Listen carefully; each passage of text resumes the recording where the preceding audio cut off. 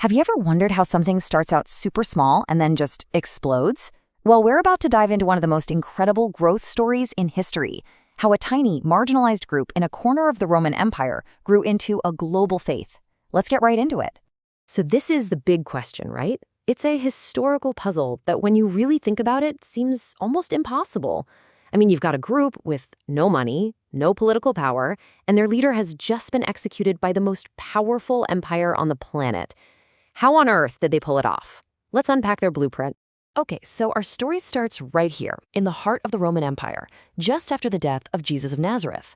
And what's happening isn't the start of a new religion in the way we think about it today. Nope, it was something very different. Just look at how fast this all happens. I mean, within just a few years of Jesus' execution, you've already got communities forming, and a key figure, Paul, is on board. But here's the part that always gets me. The Gospels, the famous stories about Jesus, they wouldn't even be written down for another 30 or 40 years. This entire movement was spreading person to person purely by word of mouth. So this is absolutely crucial to understand. These first followers didn't think they were starting some institution that would last for centuries. Not at all. They saw themselves as an apocalyptic sect. They truly believed they were living at the very end of history and that a new divine kingdom was right around the corner. That sense of urgency shaped everything they did. So if they weren't building giant cathedrals or anything, where did this movement actually live and breathe? Well, the answer was kind of genius in its simplicity. The house church. This was the core organizational secret that fueled the whole thing. This quote from the book of Acts, it just perfectly captures the vibe. You gotta forget about grand ceremonies. Instead, picture small, really intimate gatherings in people's living rooms. These weren't just services. They were a complete social support system, hidden in plain sight all across Roman cities. And this right here shows you the appeal. In a pretty harsh Roman world, these little house churches offered a radical level of support. You got shared meals, a real sense of belonging, spiritual teaching, and a safety net that literally took care of the most vulnerable people, like widows and the poor. This intense community, well, it was the engine of the entire movement. But it wasn't just the structure, The message itself was revolutionary. It offered people a completely different way of looking at the world and their own place in it. This contrast, this is everything. Roman society was built on a brutal hierarchy of status and power. But this new movement came along and declared something that was just unthinkable. That in this community, there was no Jew or Greek, slave or free. Suddenly, a slave could be a leader. A woman could host the entire community in her home. It totally replaced a system of favors with genuine mutual support. For anyone at the bottom of society, this wasn't just attractive. It was life-changing. Okay, so we've got a strong community model and a revolutionary message.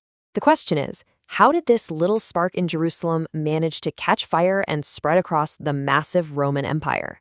Well, apostles like Paul developed this repeatable, scalable model. They'd travel the famous Roman roads, walk into a new city, and just start talking to people. They'd find a few who were interested, form the very beginnings of a new house church, and then move on, staying connected through a constant flow of letters that were read aloud to everyone. It was a brilliant networking strategy, really. And we really have to remember, this growth came at a price.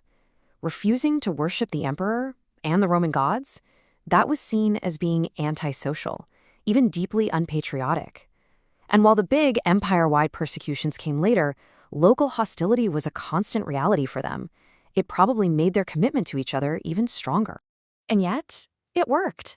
In just one lifetime, that tiny handful of followers back in Jerusalem grew to an estimated 25,000 people, scattered in communities all across the Mediterranean.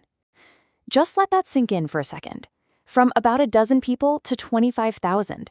That's not just growth, that's an explosion. So what can we take away from all this? Why was this specific model, this wildfire, so incredibly resilient and so successful? It really all comes down to these 4 key ingredients. First, the house church provided this intense supportive community. The message offered dignity and hope to everybody, no matter their social status. The whole missionary and letter-writing strategy that allowed for scalable, networked growth. And finally, facing all that hardship together forged a super resilient identity. So that leaves us with a final thought. When you strip away all the history and religion, The core blueprint is surprisingly modern, isn't it? Create a deep sense of community, share a message of radical hope, and build resilient networks. The question isn't just a historical one, though. It's a question for us, right now. Where do you see that ancient blueprint still at work, building powerful communities today? Thanks for joining me.